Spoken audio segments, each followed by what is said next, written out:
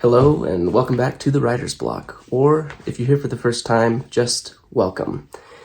Today I'll be doing a quick review on Rings of Power Episode 3. I did Episodes 1 and 2 last week and actually stuck around through Episode 3 for this show. So if you haven't seen this format before, this is basically just sit, shoot, and upload. No editing, just see if I can do it in one take, and mostly do as a response to an injury I've had. I'd love to make these videos really tight and punchy and more engaging with B-roll and beams and whatnot, but I'm going to try this format for now until I heal up. So with that out of the way, let's dive right into Episode 3 after a quick recap of my thoughts on Episodes 1 and 2. I thought Episode 1 in particular was kind of terrible. I don't think it was a very good introduction for this series at all, or these characters and the world and story. Episode 2 was marginally better, and I'd say Episode 3 is about as good as Episode 2. I'm also not someone who wants to see this show fail. I'm not a Tolkien scholar or expert. I have a lot of respect for those people who are and have this world memorized by heart and just adore it. So for me, the inconsistencies with Tolkien's writing, I may not notice them as much as others. So I'm trying to judge the show a little bit based more on its own merit and just comparing it to what I know of Tolkien's world. And I've read his books many times, and I love Peter Jackson's original films. And this show is, I would say, mediocre at best. I think there continues to be lots of problems, just particularly in the writing and the characterizations, I would say. A few positive notes. I think the series continues to look expensive. Hats off to the lighting, cinematography, the sound design team, and the VFX team. You guys are doing a great job. Congratulations. I think, though, that this show really could have benefited from more beta readers reading the script. Hopefully, ideally someone who's outside of the usual Hollywood circle. Try to get some Tolkien experts in there and some everyday fans of Middle-earth and see what their feedback is, because seeing the finished product that we've gotten, to me, it doesn't feel finished. It doesn't feel like a final draft. I think they really could have tightened up a lot of these plot points and and worked on the characterization a little bit more for a few characters. And what else did I think about Episode 3? I thought Numenor looked pretty good, honestly, with the exception of the armor, which felt very lightweight and kind of, thin. It didn't feel very protective to me. Other than that, really cool island. What else? Should I check my notes real quick? I have a few bullet points of things I wanted to talk about. Oh, this was a big one for me. We're 3 hours into this show now. We're basically an entire, Lord of the Rings movie into the show, and I'm still not clear what the stakes are. Imagine being almost to the end of watching The Fellowship of the Ring, and you're not sure what's at stake. What are the protagonists' goals? What are the antagonists' goals? What happens if the antagonist wins? We don't really know that yet, and that's kind of shocking to me. And I think that's a failure of the first episode in the prologue, and it's carried through these 3 episodes. The entire premise of this series is dubious, I think. The whole thing is based on this idea that the elves, with the exception of Galadriel, believe Sauron is gone, and I just don't understand why. It wasn't explained very well in the show. From what I gather, the elves were at war with Sauron after they had defeated Morgoth, and then they were pursuing him, fighting him, and he escaped. He evaded them, he disappeared, and, they just assume that he's gone and they won. But Sauron is an immortal being. He's, and why would the elves think that this wicked sorcerer, he's disappeared, and I guess the war is over. Everyone but Galadriel, right? So I don't know. It feels contrived to me, the entire premise. I can understand maybe if there were factions within the elves that thought that Sauron was gone and others who disagreed, but the elves are just kind of portrayed in this way that they're kind of dumb, honestly. For one, they don't feel nearly as majestical or otherworldly as they do when you're reading Tolkien's books. They don't have that kind of that ethereal air about them, where you can tell that they're also wise and powerful, but also proud. They're just lacking that. There's not a lot that distinguishes the elves from the mortals in this show. The elves are kind of portrayed as stupid. They all think Sauron's gone for reasons, and in this episode in particular, I'm wondering, okay, so the orcs have been building this massive trench through the Sutherlands for who knows how long. The elves have been stationed there. How did they miss this? It's huge. This is a giant operation. It's clearly visible, and they're digging in the middle of the day. I don't know why. They should be digging at night. And they have like a giant workforce of people that they've been kidnapping. How long has this been going on?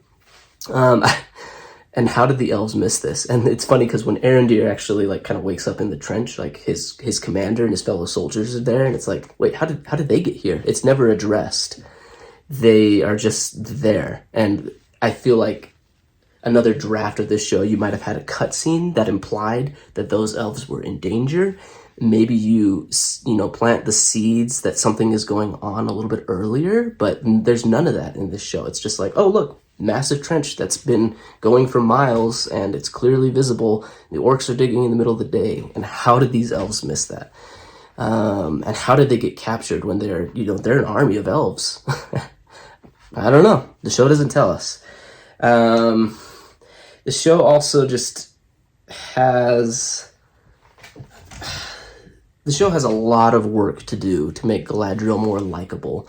She is just full of contempt in every scene for everyone around her. And I don't know... I really hope they move on from this quickly and that something changes, because I don't think I could stand like another season. Season 1's done. Whatever they're doing, it's done. I don't know that she's going to change in season 1. Hopefully, in future seasons they course correct, and because right now she's just not likable. They need to do the work to make her more empathetic. And yeah, I don't know how to describe her other than she is thousands of years old, and yet in every scene, she acts like an entitled teenage royal snob. And yeah, it's just kind of baffling to me, the decisions they've made for Galadriel. There's also a bunch of contradictions in this episode. For one, Galadriel, she kind of wakes up on the boat, and Elendil tells her, like, I'm obliged to deliver you to my betters, something along those lines. But then you get to Numenor and you quickly learn, like, oh, they actually don't want elves here at all. So why was he obliged? And I think Elendil is even accused of treason for bringing her. So it's like, so why did you bring her? Why were you obliged to bring her to Numenor? And then you think, like, okay, so she's in Numenor. They just want to get rid of her as fast as possible. No, they want to keep her around for a couple days, and for reasons. I'm not really sure why. And maybe this has to do with the faction in Numenor, where there are like this. It seems to be a secret group of people who are still loyal to the elves. But there wasn't a lot of political pushback from the opponents of this view. I just don't think it was handled properly, if that's what they're going for. Again, a lot of these things may be addressed in future episodes, but for now, taking it at face value, it doesn't make a lot of sense. And Galadriel also says that Elendil saved us from certain death. Well, so were you then committing suicide at the end of episode 1 when you jumped off the boat? Like, what is Galadriel's goal? Like, where is she going? She has the motivation to get revenge on Sauron, but she doesn't have like a path or a plan to get there. I don't know what they're doing with her character. It is kind of surprising. I did think Elendil was a pretty good character, honestly. As he's got presence on screen. He's a very intriguing character, and it's fun to see like a young Isildur. And as soon as I saw them, I was like, oh, this is where the story should be. Like, this should be the focus from the beginning, is Elendil, Isildur, forging of the rings, the rise of Sauron, and the beginning of the war. Like, that's the story right here. That's the focus. I don't know why it's focused on Galadriel, honestly. Yeah, and the map, the reveal that the mark was the map is also, I didn't like that. It doesn't make sense. Why does this document exist that verifies that Galadriel is right? Why is she the only one that's right? It was funny because it took them about 30 seconds when they got to those archives to find this document that verified, oh, Galadriel's right. And Galadriel is thousands of years old. She's been hunting Sauron for hundreds of years. She hasn't figured this out yet, that this symbol is a map, even though it clearly looks like there's mountains with the way she drew it. To have the person in the archives compare it to his records, that guy got back in like 30 seconds flat. It was just like world class. Right there. But it just raises more questions than it answers. Like, okay, so if this is a map, apparently the orcs could figure out that this was where they need to go to gather for Sauron and rally around him for his rise to power. The elves couldn't figure it out. Galadriel couldn't figure it out. But why then did Sauron, or whoever killed Finrod, why did they mark his body with this symbol? Like, that doesn't make sense at all. So yeah, just more questions. We'll see if they can answer some of these things, or my gut feeling is that they won't address these these plot holes. Kind of lastly, I think the Harfoots are out of place in this series. I know that canonically they're also out of place, but they don't feel, they're trying so hard to make the Harfoots endearing, and they kind of just come across, I don't know, the whole thing with, they're like chanting as they go through the forest. What is the phrase they use? Like, no one walks alone, nobody goes off trail, and nobody walks alone, right? They're like chanting this like Peter Pan's Lost Boys through Neverland. And then shortly after that, they list all these people that apparently they've left behind to die. And that is kind of bizarre behavior to me. If you want to make these people endearing, it's just another contrivance, right? To create tension and conflict. Like, oh no, Nori's dad broke his foot, and if he gets left behind, the Harfoots aren't going to do anything about it, because they're like these weird, they don't really have a real sense of society and like helping each other. That's every man for themselves. They all kind of caravan together, but yeah, they're not gonna help you if you fall behind. That was a really strange characterization of these hobbits, and it's a direct contradiction with their saying, right? Like, nobody walks alone, nobody falls behind. Well, if you'd really believe that, then you wouldn't leave people to die. If that's like the chant, the core message of this community, then you don't live it at all. And it's just kind of creepy.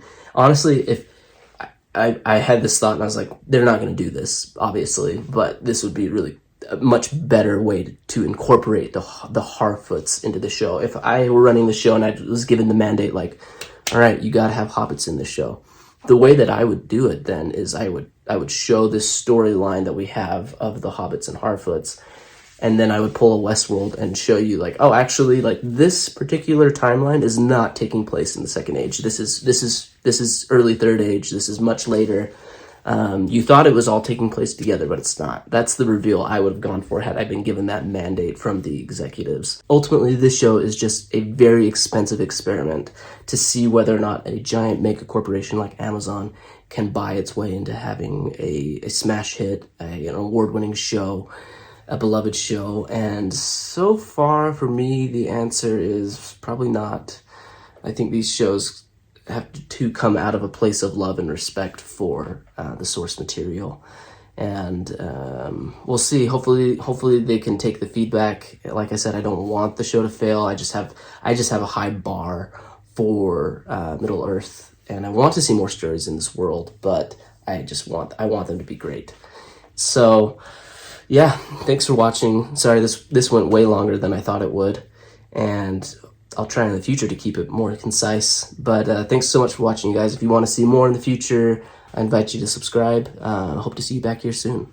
Have a great day.